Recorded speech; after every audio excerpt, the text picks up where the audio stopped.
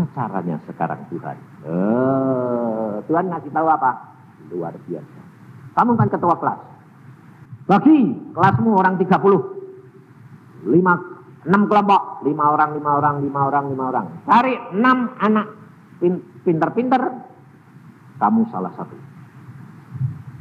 Masukkan dia kelompokmu. Oh gitu Tuhan, tak bagi. Supaya semua naik kelas, tidak ada yang tinggal kelas. Semua belajar setiap minggu 1 kali. Kelompok ini, nama ini, di bawah ini. Sekarang jadi dokter jantung. Kelompok ini, di bawah ini. Salah satu saya. Nama ini, di bawah saya. Ya minggu tak jadi. 5, kamu bilang. Aku bilang, terus bagaimana? Dia jadi pertama. Jangan, terakhir. Jadi, asal 1 jam ngajari ini. Jadi dia diajari sedikit, waktunya habis.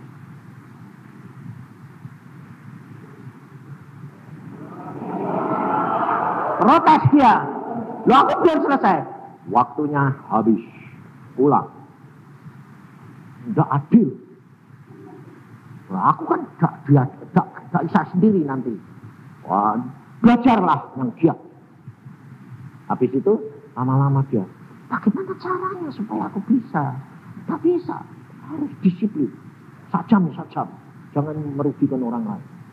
Terus akhirnya dia berkata gini, aku benar-benar gak bisa ini. Ya terus bagaimana waktunya habis? Ya tolong dong. Mampir rumah saya, ajari sendiri. Ya.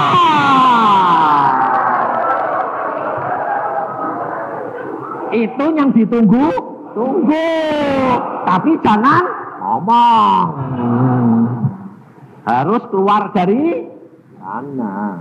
Loh, kamu yang minta, bukan Tuhan ya gitu loh. Hati-hati kowe.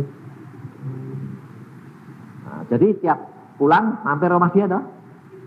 Tiap minggu sehari. Tak ajari setengah jam lagi saya bilang, tak ajari gitu ya. Dia tahu lalu lama-lama karena dia tahu watak perang saya, dia bilang, aku butuh dia sebagai seorang ayah dan seorang. Nah, baru Tuhan ngomong itu jodohmu. Nah, jadi waktu mau pisah saya ke SMA, dia ke SGKP, dia bilang, kamu kok enggak ngasih foto aku lah.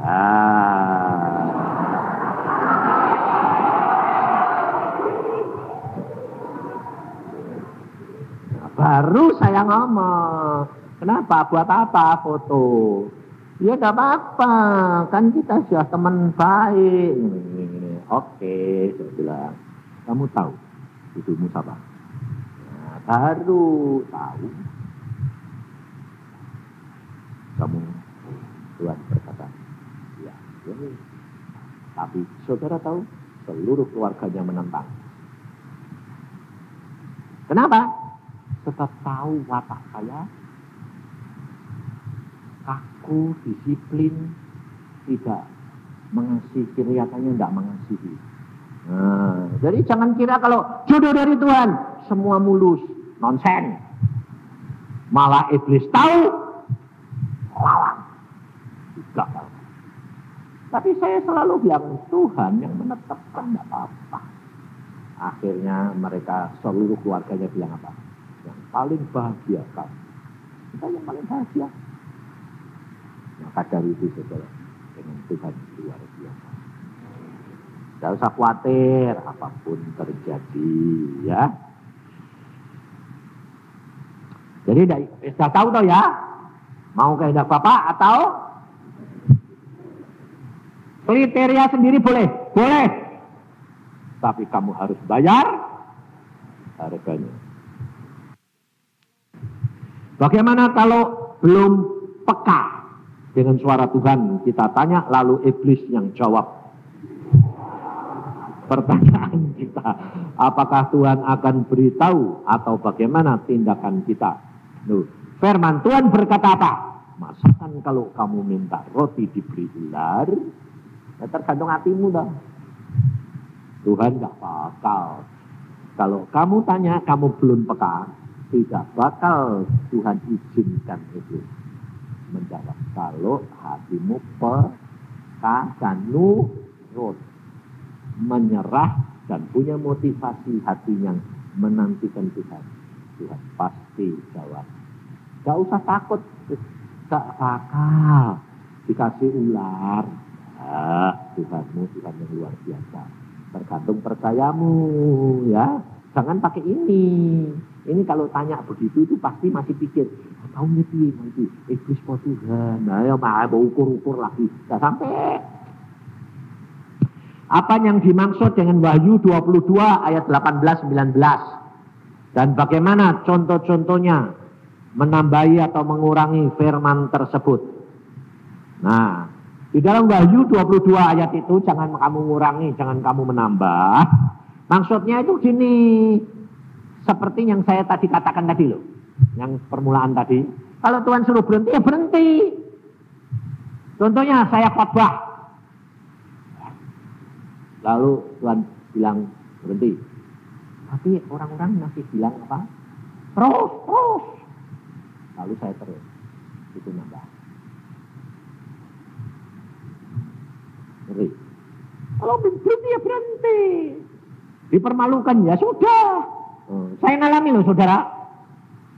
KKR di Jogja. Tahun 8 berapa itu? KKR 4 hari. Hari pertama yang datang banyak. Baru khotbah 10 menit. Tuhan bilang berhenti. Belum tak tuh. Apa itu? Berhenti. Ayo. Saya yakin kalau orang itu enggak latihan nurut, enggak berani. KKR baru 10 menit khotbah kok. Tuhan bilang berhenti. Model aku. Saudara-saudara langsung khotbah bilang, saudara-saudara khotbah hari ini berhenti.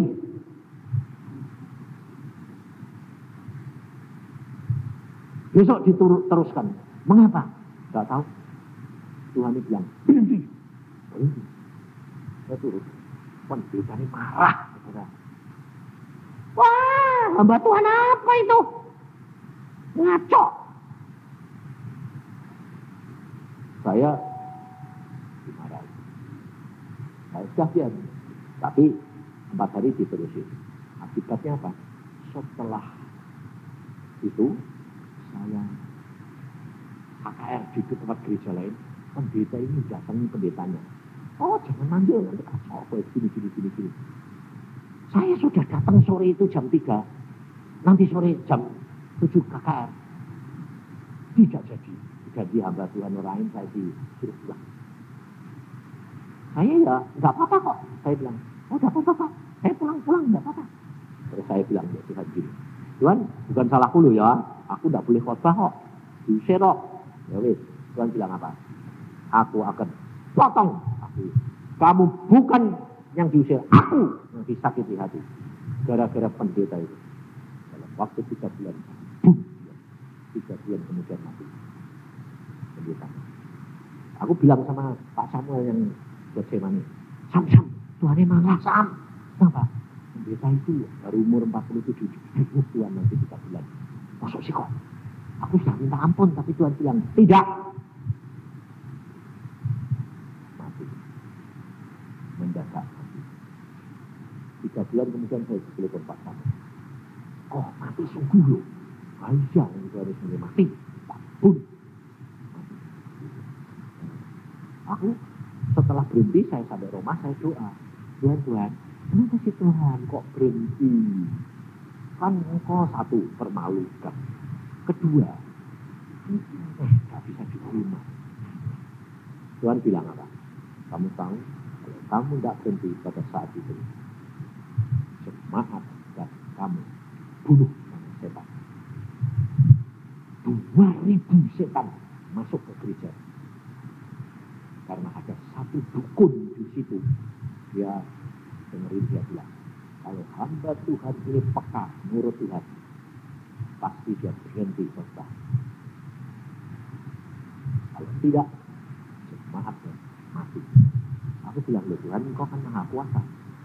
Kok mosok, kok izin gitu. Tuhan berkata apa? Karena aku mau membuat dukun itu bertobat. Hanya satu orang. Saya dikorbankan.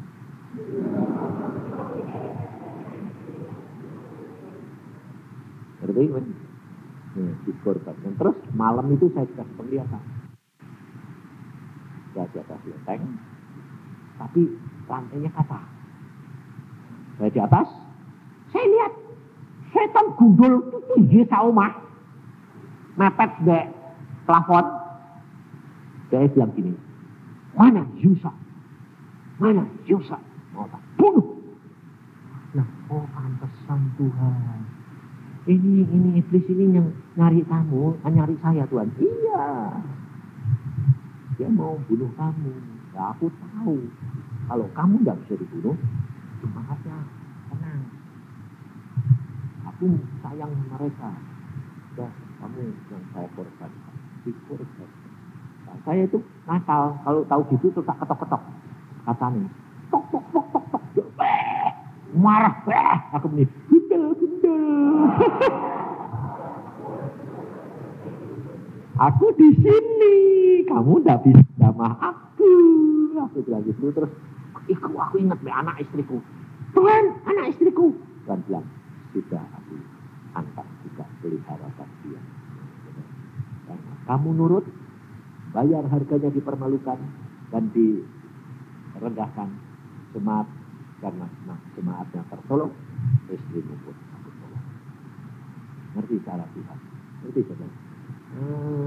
Tuhan kira saudara kadang-kadang itu diniat-niat. Setahun yang lalu, 2 tahun yang lalu, saya ngalami. Seorang ibu dari Jakarta datang ke Bandung. Cerewetin luar biasa.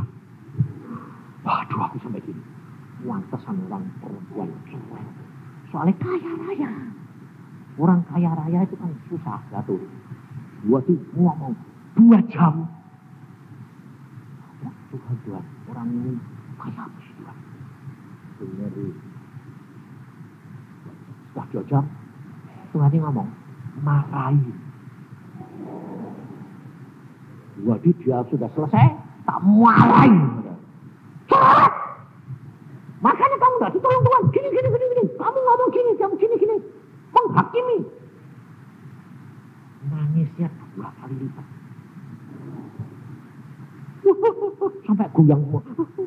Aku datang sini mau cari jalan keluar penghiburan, malah dimaki-maki.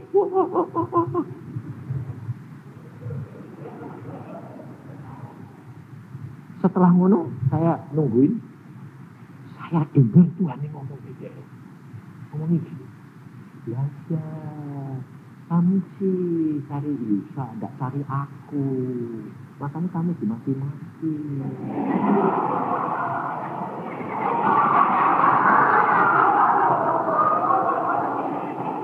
Saya dengar sendiri Tuhan ngomong.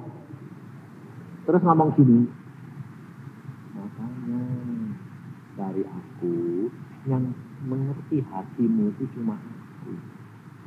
Manusia tidak mengerti kamu. Nangisnya 3 kali lipat. Sudah nangis pok. Motanya melotot. Saya beginiin. Kamu! Nggak kayak Tuhan Yesus. Tuhan tuh lembut. Marah-marah kayak gitu.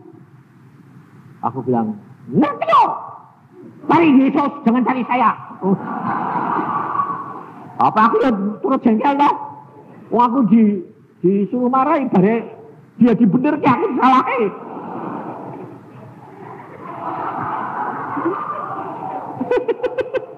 Ayo, kamu kalau digituin dia coba. Akhirnya bilang, ya sudah, jangan ngerti sekarang, cari Yesus ya. Pulang.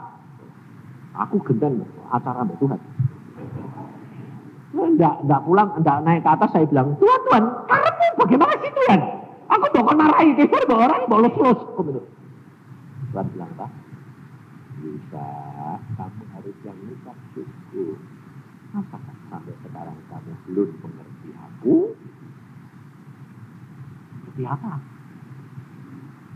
Kalau kamu aku berikan khidmat untuk dia, terima dan mengucap syukur. Biar perempuan ini terikat dengan kamu. Dan kamu mencuri kemuliaan. Dan kamu tak bergantung. Justru aku buat kamu gitu. Justru itu saya sayang kamu. Tak lindungi. Karena aku tahu perempuan ini modelnya kayak apa. Jadi tak suruh gantung di aku. Tak bikin kecewa sama kamu. Oh, jadi aku selamat ya Tuhan. Iya, ngucap syukur. Ayo, ngucap syukur. Ampun. Ngerti saudara? Jadi kamu jangan kecewa kalau nanti mengalami seolah-olah kok dijeblosin sama Tuhan. Tapi justru Tuhan punya maksudnya itu ya. Makanya saya itu ngucap syukur, makalah saya bilang, kamu harusnya mengucap syukur. Karena apa? Karena aku memprotek kamu. Di dalam penderitaan, ucapkan syukur. Bapakmu memelihara kamu. Kata? Ya, luar biasa bapakmu. Ngerti ya? Maaf ya Pak Yusa. Oh, yo. Yang itu yang jatuh sudah selesai kok ya. Berapa lama Tuhan membuang mata keranjang Pak Yusa? Karena saya juga ngalam.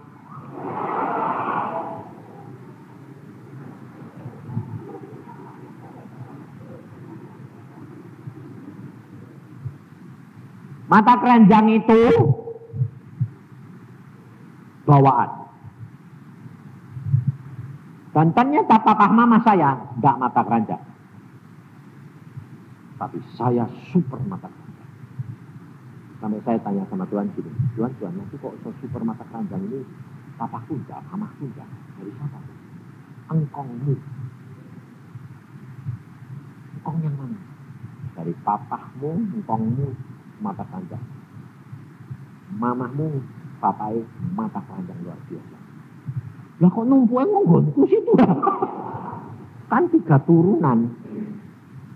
Jadi kena. Nah, terus bagaimana Tuhan? Hadapi. Bersama dengan aku, kamu akan mengatasi. Kalau kamu tanya, berapa lama Pak hilangnya?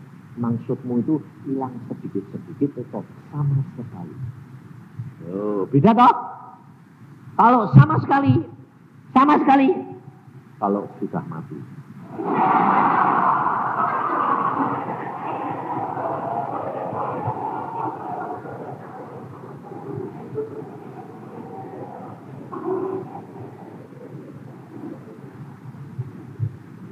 Soalnya apa? Soalnya tubuh ini watak itu sudah ada. Jadi kalau muncul sudah tebang, nanti kena air tumbuh lagi cepat. Tapi cara menghilanginya langkah demi langkah, hari demi hari dengan firman dan kamu omong jujur. Jadi kalau sudah mulai kumat, matanya sudah mulai itu, saya ngomong ke Tuhan, Tuhan, otakku, aku sudah mulai ketarik. Ngomong jujur, tolong itu, tidak mau tolong itu keceplos aku.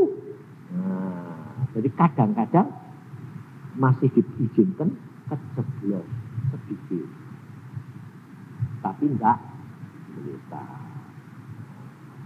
Tapi dari situ kamu nanti belajarlah. Nanti makannya ada tahap gini, mata keranjang. Ini tidak terjadi untuk laki-laki loh.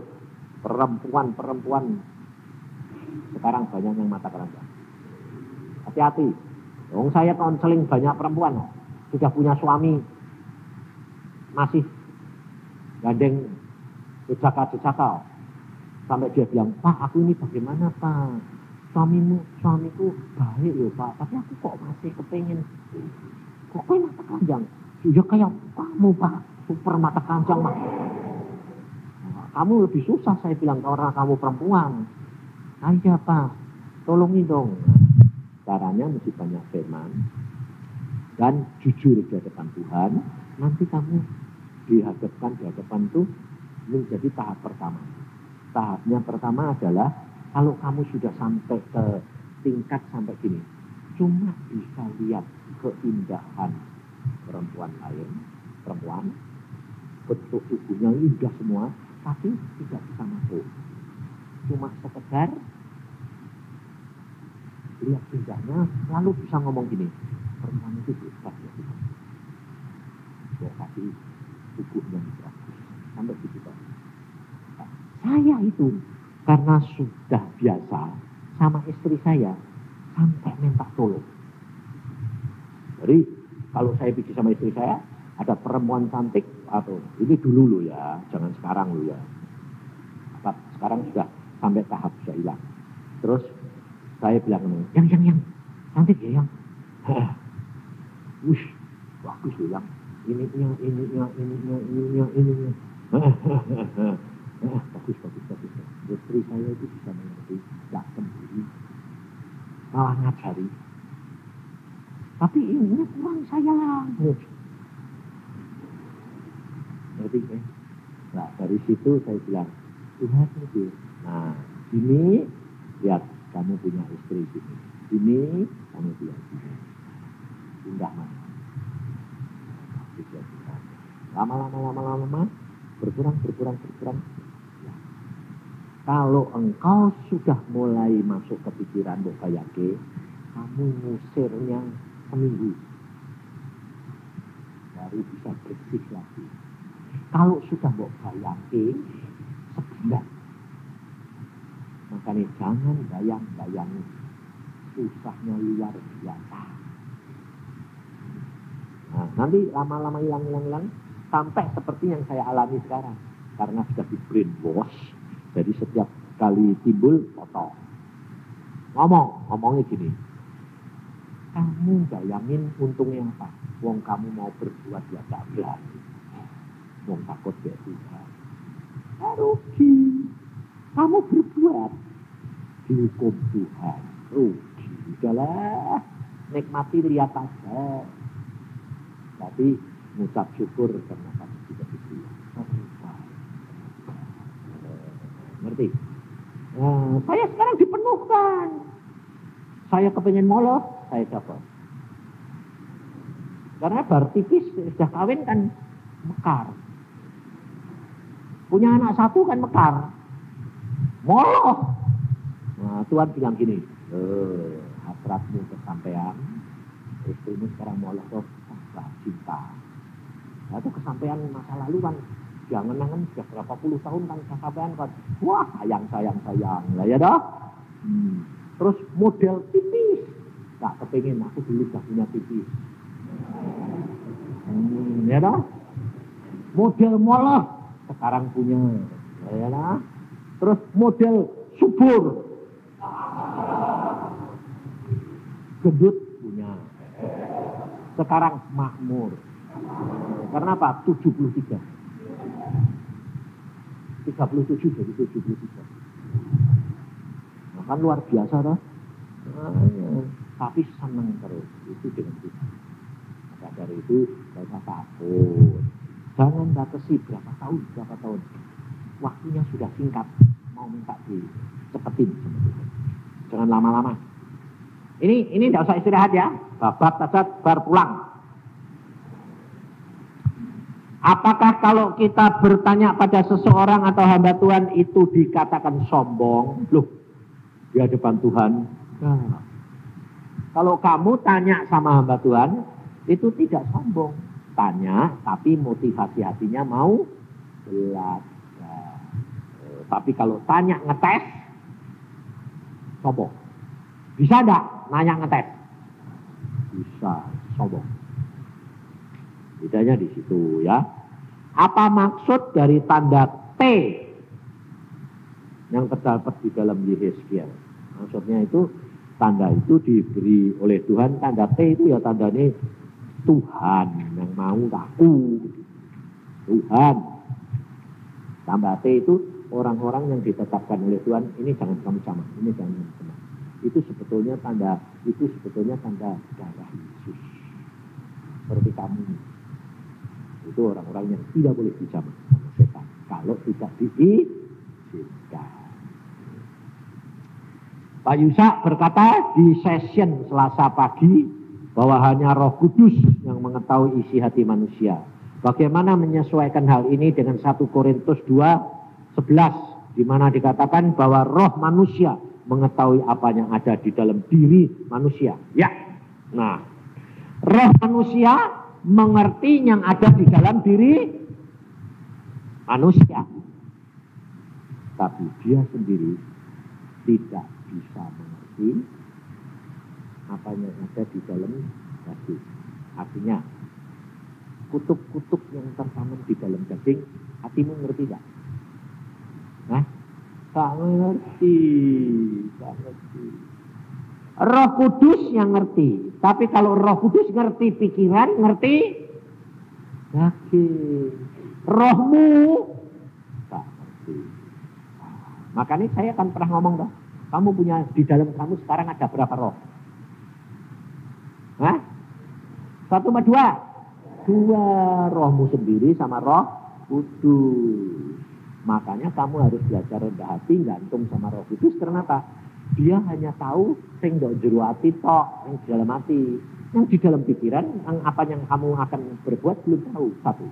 Kedua, yang apa yang tertanam di dalam tubuh kamu nggak tahu.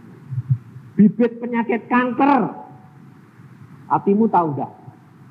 Kowe punya kanker pada? Nggak tahu. Roh Kudus tahu. Belum muncul, bakal muncul. Gak usah khawatir, Tuhan akan memberikan jalan keluar. Ya, jadi ada 2, memang ada 2 ya.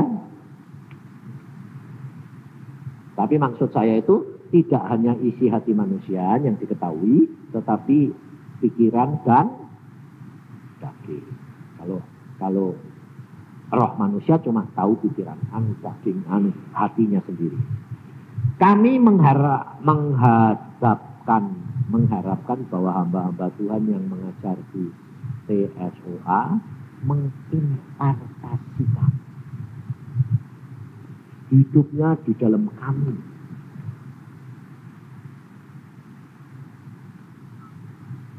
Jangan bodoh. Sebab ini ngomong, interpretasikan hidupnya di dalam kamu. Kamu mau watak terangnya itu yang watak jelek bekas ini, kalau tak interpretasikan deh gue. Sebab Alkitab yang ngomong, Paulus pesan sama Timotius bilang apa? Jangan cepat-cepat menumpangkan tangan. Karena apa? Di samping karunia dan nikmat itu mengalir, bawaan kelemahan masuk.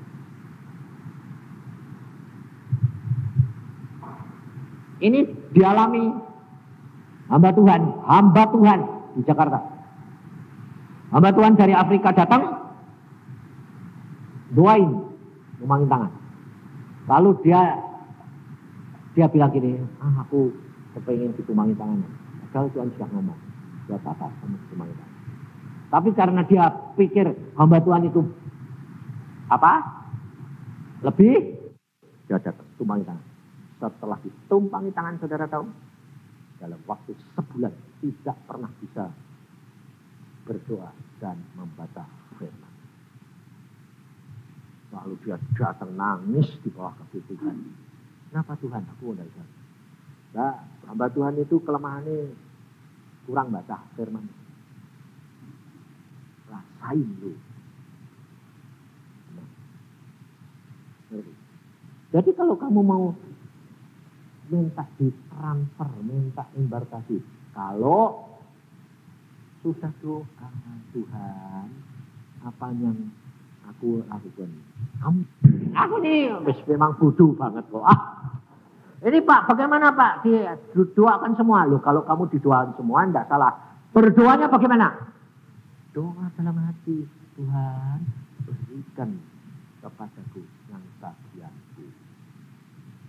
Jangan bilang, terima semua Tuhan. Rasain gue ketikan kelemahan dia. Jangan sembarangan. Di Surabaya, saya melayani seorang ibu. Dia sudah kepenuhan roh. Tapi ada urapan kepenuhan lagi. Dia kepengen tambah penuh. Datang dia. Tumpangi tangan. Dia mencelatnya enggak. Cuma dilihat 3 meter. Wah, kelihatannya tambah hebat toh. Dia tumpangi tangan. Jedet. Didorong setan. Dia 3 meter jatuh. Buat. Tidak 3 meter jatuh. Buat. Tidak bisa bangun. Punggungnya mutar. Pulang masuk digotong, masuk rumah sakit. Dokter bilang, mesti ditarik, mesti diapakan. Bayangin, rasain lu. Karena apa? Karena mengharapkan karunia lebih daripada Tuhan. Saya datang, saya bilang, kenapa Bu? Pak, saya ini jurapi hamba Tuhan yang urapan, kok malah saya tidak bisa bangun Pak. Terus diperiksa dokter, tulang punggung saya muter. Salah kah gue? Salahmu apa? Kamu rindu karunia, bukan rindu Tuhan. Jadi hamba Tuhan itu numangi tangan, setan mengambil kesempatan. Wah, cepat minta ampun. Ya Tuhan, minta ampun, ini salah Tuhan, ini pengalaman baik buat saya. Terima kasih Tuhan. Kalau engkau mengalami gini, aku jadi tahu maumu apa. Oke? Oke. Aku bilang, Tuhan ini. Ya sudah, aku sudah ngampuni. Sekarang tumpangin tangan. Tumpangin tangan. Bunyi. Tak. Langsung tak. Dalam nama Yesus. Bunyi. Klak. Oh, beres Pak. Jalan langsung. Ya, aku bilang, bukan saya. Tuhan sendiri. Enak. Waktu aku jalan-jalan ke Eropa, di Singapura nih, tinggal di hotel sama istri sama anak-anak. Orang perempuan dari Jakarta terbang khusus ke Singapura. Hanya khusus minta didoakan. 5 menit terbang lagi ke Jakarta. Waktu jengkel kanan. Dia tak tahu kalau saya nginep di hotel mana. Ini perempuan keras hati luar biasa. Seluruh hotel Singapura ditelepon. Yuk Pak Yusak. Ketemu akhirnya. Jadi jam 3 saya diketok. Saya bilang, ada orang ngetok. Oh, romboi. Orang, perempuan. Maaf Pak, saya mau ketemu Pak Yusak. Ada apa? Minta didoain. Saya ini mau jalan-jalan. Saya bilang, saya ini dari Jakarta. Loh kok kamu tahu? Saya telepon seluruh hotel. Sinting, aku bilang gitu. Bilang ngapain? Tolong Pak, doain minta anak. Aku juga anak apa?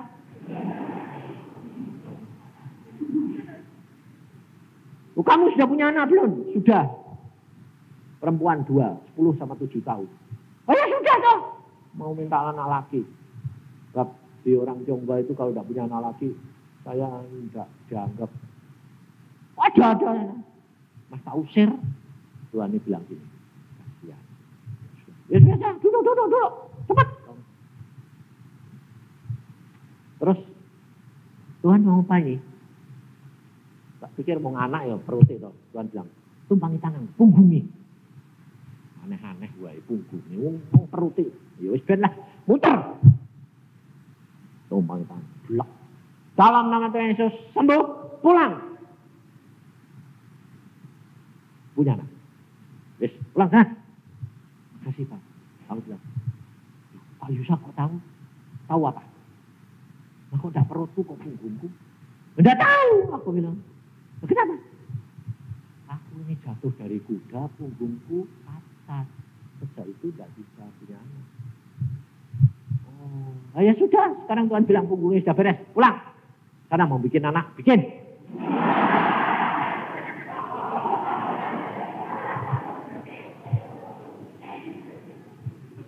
Udah, pulang. Bulan kemudian mandi. Di USG keluar lagi. dan lihat, gak bisa kamu batasi. Ngotot berani, bayar harganya, cari. Padahal harusnya cari hamba Tuhan salah, cariin si Tuhan. Tapi Tuhan tahu hatinya dia bahwa harus melalui hamba ini. Nah, saya bilang, gak bisa Pak, aku gak ngerti Pak caranya, tapi ini Tuhan kok ngerti kamu terus, jadi saya cari kamu. Suamiku bilang, nanti dia pulang dari liburan. Enggak, sekarang. Timingnya rasanya itu didorong begitu rupa sekarang. Ya wes. Nah, saya enggak mau pun, ya dipaksa Tuhan. Ngerti gak? Keluar, anaknya lagi. Sekarang sudah umur 10, 11. Ulang tahun. Masih uang undang orang-orang. Saudara, anaknya dinamanya apa? Yusa. Aku bilang, ini deh goro-goro ya. Dari dia gara-gara bersaksi, besoknya saya digeluduki orang 5 pasang, minta anak kabeh.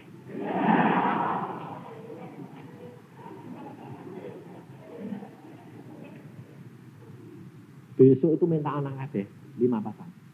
Yang 3 bukan Kristen, yang 2 Kristen Katolik. Tak marahi kabeh. Aku semodele aku bukan dukun anak. Kenapa kamu sini? Ya gara-gara kesaksiannya si Teddy. Aku bilang, Tuhan itu injili. Bisa injili toh. Oh, kamu tidak bisa minta anak. Kenapa? Karena kamu belum bertobat. Tidak bisa minta sama Tuhan Yesus. Wong kamu tidak anaknya. Tapi bagaimana Pak supaya bisa bertobat, dibaptis, ke gereja, jadi anak Yesus, minta, boleh. Ya mau bertobat, tak izini dong. Nah, lumayan dong beberapa jiwa, tak tenung, piyeng, bertobat. Setelah bertobat, ya, nanti baptis, cari hamba Tuhan baptis ya, ke gereja mana? Oke, ayo sembahyang.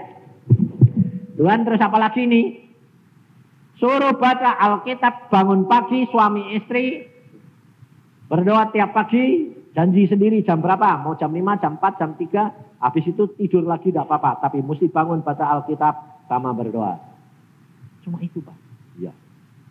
Enggak, ke dokter tidak minum apa-apa. Enggak. Cuma itu Pak. Iya. Udah pulang, alami. Ya wis. Aku ya tidak pusing Pak. Saudara tahu, yang dapat nomor 1 yang paling tua. Suaminya sudah 40 lebih, istrinya sudah 40. Dan dokter berkata, orang ini tidak bisa punya anak. Karena saluran telurnya mampet. Ditiup tidak bisa, diapa-apain tidak bisa. Lengket. Jadi sudah nutup. Sudah ke Amerika, ke anu tidak bisa. Justru orang itu karena tahu paling tua, angsal males, istri bilang, Pak, kita paling tua. Kalau istri males, suaminya bilang, Mah, kita paling tua. Ayo toh cepet. Wong sudah umur kita itu sudah 40 lebih. Sebulan kemudian, kandung periksa dokter, ginekologi dia bilang apa? Tumor. Iya, langsung telepon aku. Sebab dokternya bilang, cepat dikuret. Kalau enggak nanti repot. Telepon, Pak, aku ngandung kok katanya tumor. Terus aku bilang, Tuhan biar kasih tahu, tumor itu apa? Tumor itu apa? Dokter bilang daging tumbuh. Bayi itu apa? Daging tumbuh. Iya itu bayi. Bukan tumor. Sama-sama daging tumbuh. Yang satu tidak ada jiwanya, yang satu ada. Jangan dibuang, tunggu sampai nanti kelihatan bayi. Oh gitu Pak. Jangan balik ke dokter itu. Tunggu sampai makan vitamin. 3 bulan balik ke dokter bilang, kok baru sekarang? Periksa lagi dokter. Loh kok anak? Dokter bilang, kamu bisa punya anak itu tidak mungkin. Kok bisa? Yesus dokter. Obatnya apa? Yesus. Yesus itu siapa? Tuhan. Apa yang kamu lakukan? Cuma baca Alkitab. Nah, gak bisa kamu batasi. Keluar anaknya laki. Sekarang pindah Amerika. Kemarin dulu dia bilang, salam Pak Isa ya.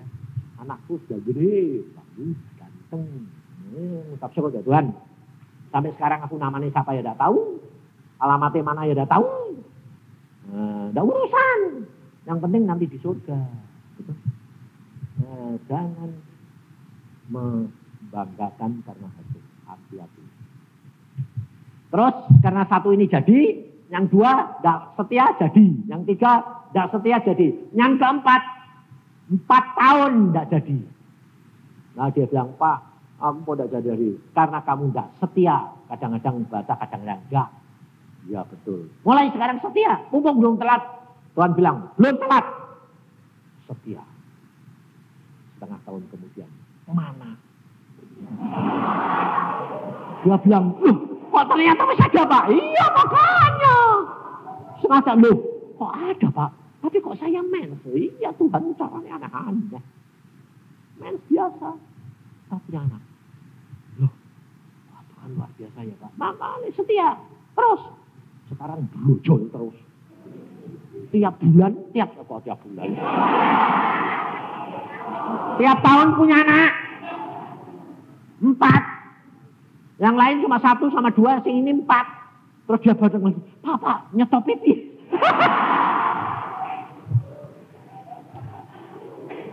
Sebab ini jam 4 Pak.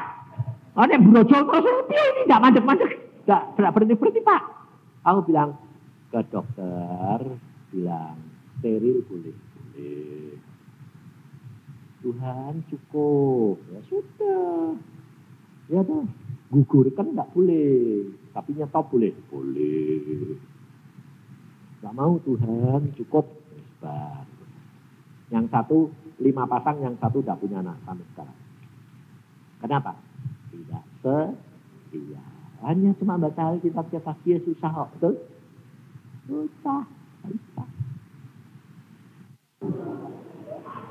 Saya sering mendengar kesaksian Bapak yang berkomunikasi dengan Tuhan. Tuhan yang mana? Lu kok tambahi meneh kowe iki? Tuhan Allah Bapa, Tuhan Yesus Kristus, atau Tuhan Roh Kudus. Nah, sekarang tak lontar ke kamu. Pada siapa? Hah? Salah lagi. Urutannya begini. Kamu harus menghadap Bapa dalam nama Yesus dengan dipimpin Roh Kudus. Ngerti? Kamu minta kepada Bapa dalam nama Yesus, karena nanti kalau dalam nama Yesus itu kamu menghadap Bapa, kamu di dalam Yesus. Bapaknya lihat Yesus. Sebab kalau lihat kamu mati. Jadi lihat Yesus. Dengan dipimpin Roh Kudus, waktunya Tuhan karena Bapak, pikirani Bapak yang tahu Roh Kudus. Nah, itu yang harusnya begitu. Nah, tetapi kenapa saya ajar kamu berdoa, minta pimpinan, selalu tanya Roh Kudus. Minta pimpinan Roh Kudus. Tapi kamu mau minta terhadap Tuhan Yesus? Boleh. Terhadap Roh Kudus? Boleh. Terhadap Bapa? Boleh. Tergantung tingkat pengertian. Dan tergantung situasi dan kondisi. Jadi tidak ditetapkan. Karena apa? Karena kalau kamu minta pada Roh Kudus sama dengan Yesus, Roh Kudus ya, Yesus ya tidak tersinggung, Bapa ya tidak tersinggung, karena 3 itu 1. Ya, tapi kalau kamu mau harusnya itu minta kepada Bapa dalam nama Yesus dipimpin Roh Kudus. Makanya saat-saat yang urgen seperti istri saya pada waktu mau mati itu, Roh Kudus langsung ngomong, cepat menghadap Bapa.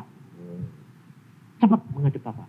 Langsung saya bilang, Bapak, hamba menghadap kepadamu dalam nama anakmu yang tunggal, Yesus Kristus Tuhan. Bapaknya langsung berdiam. Ngerti? Makanya Roh Kudus itu penolong pemimpin itu luar biasa.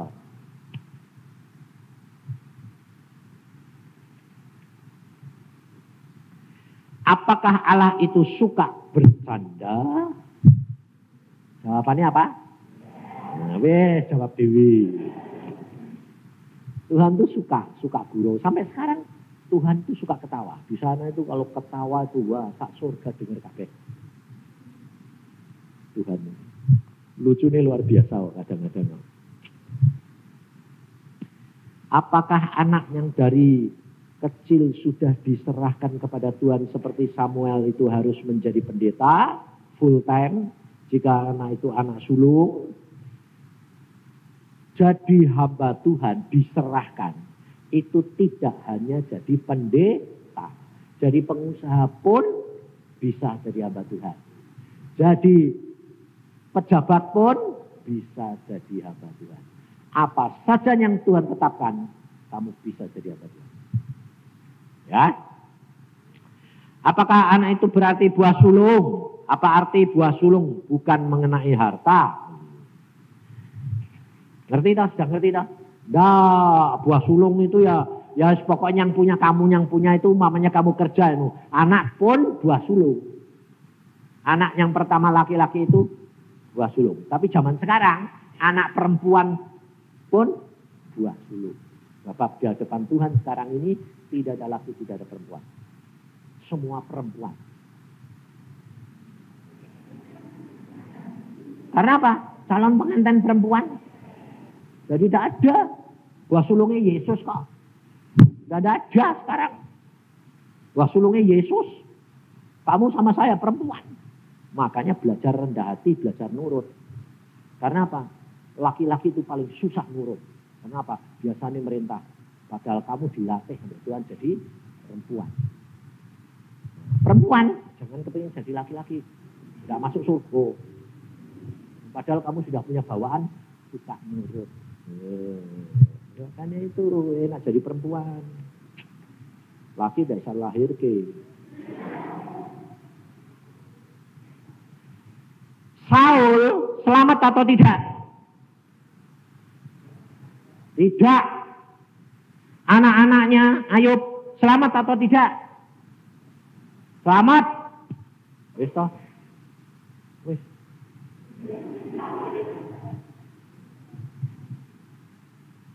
Mengapa Saul tidak selamat? Hah? Karena di akhir, makanya perhatiin, di akhir hidupnya dia menyandar mencari dukun pemanggil arwah. Tapi yang dipanggil itu Samuel atau setan? Samuel. Karena pada waktu itu Yesus belum mati di kayu salib. Sehingga kunci alam maut masih ada di dalam tangannya setan. Samuel pada waktu itu termasuk orang berdosa. Sebab tidak ada yang masuk ke surga sebelum ditebus oleh Yesus. Kecuali Henokh, Elia, dan Musa, Abraham, Iska, dan Yakub. Nanti. Jadi ada kekecualian. Tapi hanya beberapa gelintir orang. Salomo selama perjalanan menyembah berhala. Tapi selamat tak? Selamat. Karena akhir hidupnya dia kembali kepada Tuhan. Karena apa? Ada jaminan Tuhan. Nah, bukan karena Salomo bisa kembali. Tidak. Tapi ada jaminan Tuhan. Ada ayat yang berkata gini sama Daud. Aku akan pilih Salomo akan jadi raja. Anakmu kalau dia nakal tak gebuki, tak ajar. Tapi tidak akan aku buang seperti Saul. Jadi Salomo itu anak Daud itu menyembah berhala di perjalanan. Tapi masih bisa selamat. Karena janji Tuhan terhadap Daud. Jadi saudara perhatiin, orang tua itu pegang peranan untuk anak-anaknya. Kalau kamu menyenangkan Tuhan, anakmu dijamin Tuhan. Nah kali kayak apa? Tetap kali. Denny itu bayangin. Dia cuma gak bilang gini, aku dekon bunuh papa harus aku. Enggak cuma ngomong gitu. Aku kagetnya apa? Ditambahi. Kau nyata-nyata sanggup.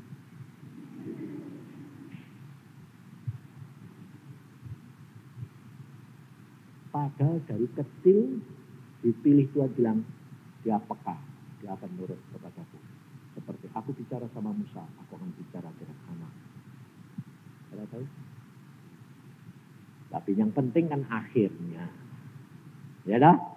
Sekarang jadi hamba Tuhan, setelah diproses dia tahu bahwa saya sayang dia, jadi hamba Tuhan. Nah, Tuhan bilang, yang aku akan mendidik dan mengajar dia. Seperti saudara. Saudara tidak punya hak apa-apa kecuali Yesus.